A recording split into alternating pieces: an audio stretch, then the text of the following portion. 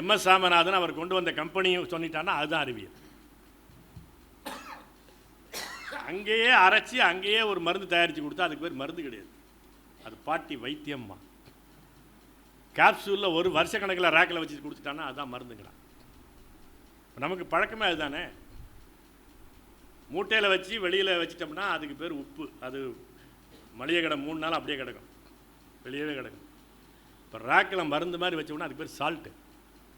பானையில் போய் குடிச்சிங்கன்னா தண்ணி, காசு கொடுத்து பாட்டில் வாங்கிங்கன்னா அது வாட்டர். அது என்னென்னா அது ஆங்கிலத்தோடு சேர்ந்து அந்த மேட்டுமையும் அது உயர்வானது என்ற கருத்தும் சேர்ந்தே வருது. அது ஒன்றும் தனி, அது மொழி தனி, தனியாக இல்லை.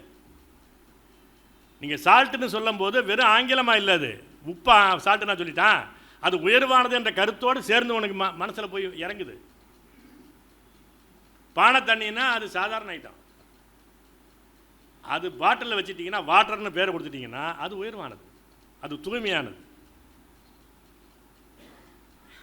பெரிய கோபுரத்தை கட்டி 1500 வருஷம் இருந்தால் கூட அவர் பேர் கொத்தனார். அவர் வச்சுக்கிட்டு இருக்கிற பாத்திரசம் மட்டும் தான் அவர் ரசமட்டம்னு சொல்லிட்டான்னா அது குறைவானது. மெர்க்குரி லெவல்னு ஒன்று சொல்லிட்டான்னா அது உயர்வானது. அவருக்கு பேர் இன்ஜினியர். இப்படித்தானே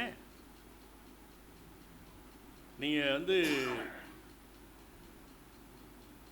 புதினா சட்னின்னு சொன்னால் அது கேவலமானது. புதின் ஹரான்னு இந்துஸ்தானில் இவர் போட்டான்னா அது உயர்வானது. பூண்டு ரசம் கேவலமானது, கார்லிக் பேர்ல்ஸ் உயர்வானது. கார்லிக் பூண்டு தானேங்க இங்கிலீஷில். எனவே நாம் மொழியை இழக்கிற போது நம்முடைய மரபை, நம்முடைய தன்மானத்தை, நம்முடைய தற்சார்பை, நம்முடைய அறிவை அனைத்தையும் இழக்கிறோம். அப்படி ஆனதுக்கு பிறகு நாளைக்கு உங்கள் கையில் ஒரு நாட்டை கொடுத்தா கூட உனக்கு ஒன்றும் செய்ய தெரியாது, ஒன்றும் செய்ய தெரியாது. உனக்கு தற்சார்பு இருக்காது, தன்மானம் இருக்காது, ஒரு நம்பிக்கை இருக்காது. எனவே மொழி மீட்பு, இன மீட்பு என்பது சூழல் பாதுகாப்போடு இணைந்தது. சூழல் பாதுகாப்பு வேண்டுமென்று சொன்னால் இறையாண்மை உள்ள தமிழ் தேசம் படைக்கப்படும்.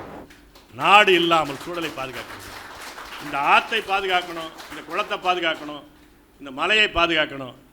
அதற்கு முன்னால் ஒரு நாட்டை நீ அமைத்துக்கொள். நன்றி, வணக்கம்.